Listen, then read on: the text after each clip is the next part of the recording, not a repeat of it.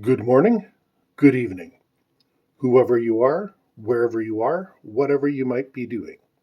We wish to welcome you to the Silverlight Show. The silverlight shines to illuminate that which lies hidden in darkness. For those of you tuning in today, we welcome you in. Fortune.com is a website I like to read on occasion. It offers some generally interesting insights, but they served up an offering today. Actually, it was yesterday. I've just been stewing about it overnight. About how an employment consultant named Lindsay Pollock talks about Generation Z. And her exact words are, it's like dealing with people from another country. They don't speak the same language. They don't have the same customs. And you have to treat them differently. This has to be the biggest piece of pig crap I have ever heard in my life. But first of all, I'm not a boomer, I'm not Generation Y, and I'm not Generation Z. I'm in the lost Generation X. And I understand that this is completely unacceptable behavior to talk to about anybody. Let me take out Generation Z and plop that exact same sentence with another racial or ethnic or any other type of group in there. Let's try it out. Mentally disabled people are like people from another country. They speak a different language and have different customs. Wow, I sound like a jerk there, don't I? The good news is Silverlight does not believe in this at all. Even though I put in people from another country, Chinese people, it's like dealing with people from another country. They speak a different language and they have different customs. Well, yeah, I still sound like an idiot. But this person goes on to postulate that that's why Generation Z is different, is because they grew up with video games, because Generation X had no video games. No, the Atari, the Commodore 64, and arcades never existed. We didn't grow up with video games. They had to go through the pandemic because nobody else on the planet had to go through the pandemic. And it impacted them at an age. Yeah, we all got impacted at whatever age we were at the time. What a simply ludicrous thing to say. It's like dealing with people from another country. I have very little problem getting my little Generation Z girl to do what I want. Now, my process is not perfect, and it's a learning process.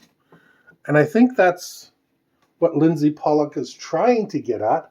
It's just the way she goes about it is extremely offensive.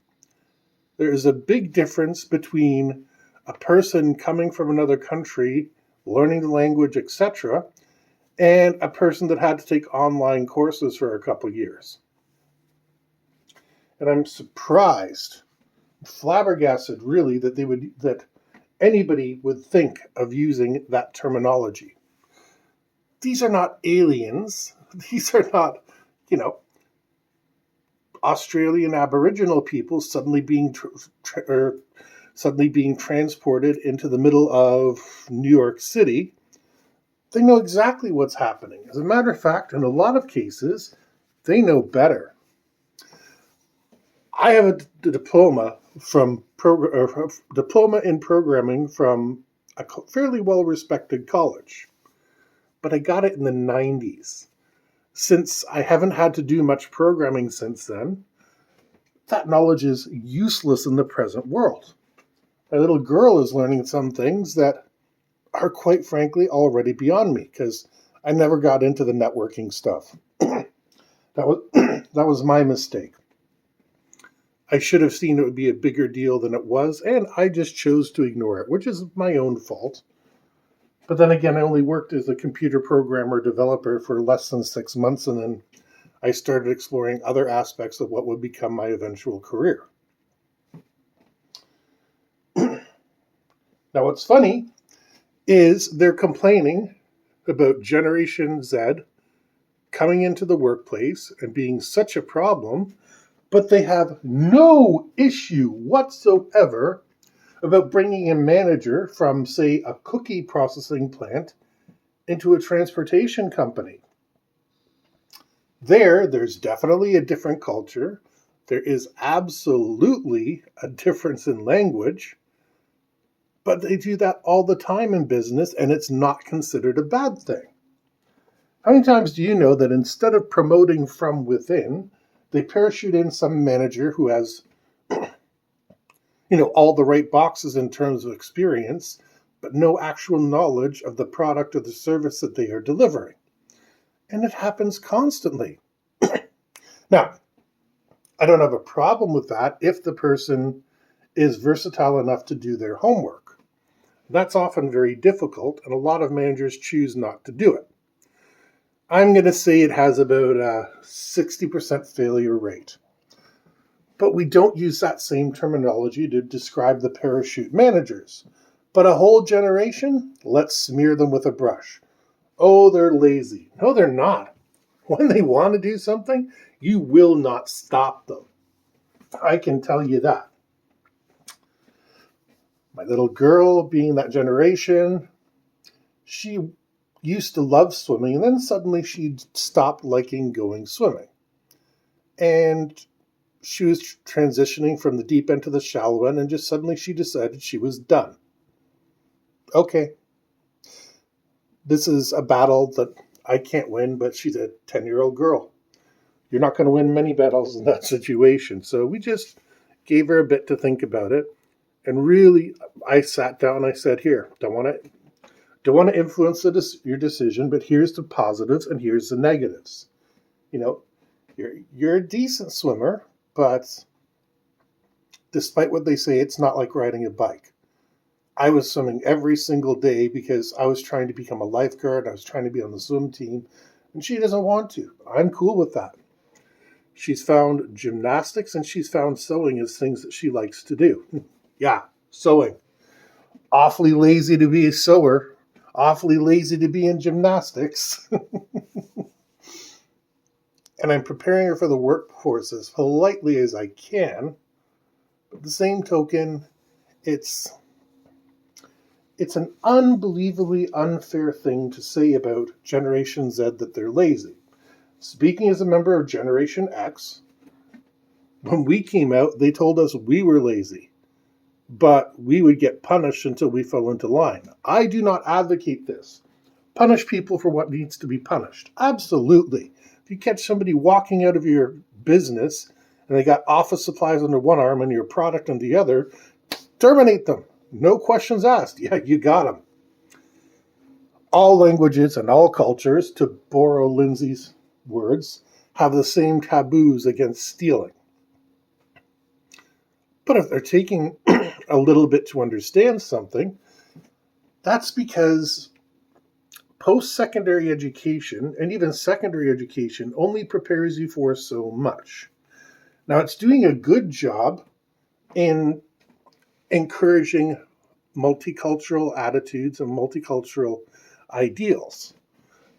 I never saw a disabled person in my class because when I was going through school, they had that one special classroom, the special bus. You know what I'm talking about.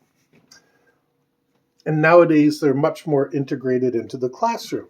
And teachers have to adapt, which is inclusiveness. Kids don't judge. And if you say, oh, can you get little Loretta out of the corner because she seems to be having some trouble? And they'll often react better to another child than they will to an adult. These are basic things that teachers knew 20, 30 years ago. But managers don't. Anyways, it just seems such a wholeheartedly insensitive thing to say about anybody that it's like they come from another country and speak another language. I spent decades, literal decades in the transportation industry. You know what? I had to deal with drivers. One of my drivers was from another country. He had a thick accent and he had a hearing aid. You know what? You make it work. had another driver, did not speak English at all, but he could read it. And of all the people in my company, from the owner down to me, nobody was able to communicate with this guy. They had to call his uncle, literal uncle, and he would translate. But I had him at 2 o'clock in the morning, and I had something complicated I needed him to do. And I pointed to my phone. I said, text. He said, oh, yes, text. And ever since then, all the other people were dealing with me saying, how did you get this guy to work so well? Like, all of a sudden he's happy. He's one of our best drivers and stuff like that. I said, it's easy. I use text messages and he can read them. What? None of them had ever thought of that. They've been working for this guy for years. I was a new kid on the block and I had it figured out. And there were other people of my generation there. So what Lindsay Pollock is saying has always been true. Generation Z is no better nor worse than anybody else was when we entered the workforce. It's just she's getting off repeating the same maxims that have always been true. If you hire an employee, you got to have a little give and take. Some employees say, hey, I need to be off Friday, 4 o'clock every day because I have a standing doctor's appointment, or I need to be in temple for a certain time, and you got to work with them, and it sucks. It sucks as a manager saying, wait, I can't use so-and-so because it's Friday, 3 o'clock. If I send them out, they're not going to get back before 4. And they'll bring it up to you. Well, do you think I'll be back before 4? Oh, yeah, right. Now as a manager, you're under pressure. But I would posit if you're a manager and you can't deal with that situation, you're a poor manager of your people. Because you always have more than one employee. And if not, you have yourself. So there's really no excuse for trying to act like Generation Z is some big deal. No, it's the same stuff we've been doing for decades. And as far as I know, it's stuff we've always been doing. Maybe if you go back to like the 50s and 60s, or even, the 1800s where the boss would be able to fire you for sniffing the wrong way, maybe it was different back then. But pretty much all the employees remaining in the workforce are born in the 1960s and 1970s. There's very few boomers left, although there are some that are refusing to retire. But other than that, it's mostly Generation X, Generation Y, Millennials, and Generation Z. And we all know how tough it is to come up in a company, and we remember our big breaks and what we did. So who is Miss Lindsay Pollock offering her advice to? Extremely ignorant individuals. And like I said, it's so offensive the way that she uses it. Oh, you got to treat them like they're from another country. No, you got to treat them like they're human beings. When did we lose track of that in the Western, educated, industrialized, rich, democratic countries? We lost track of the idea that you treat people like human beings. And there's times you're going to have fights with them because you don't understand them, and it's going to be frustrating. I admit that. I've had some extremely frustrating employees. But that doesn't mean you stop trying. It means you adopt your style.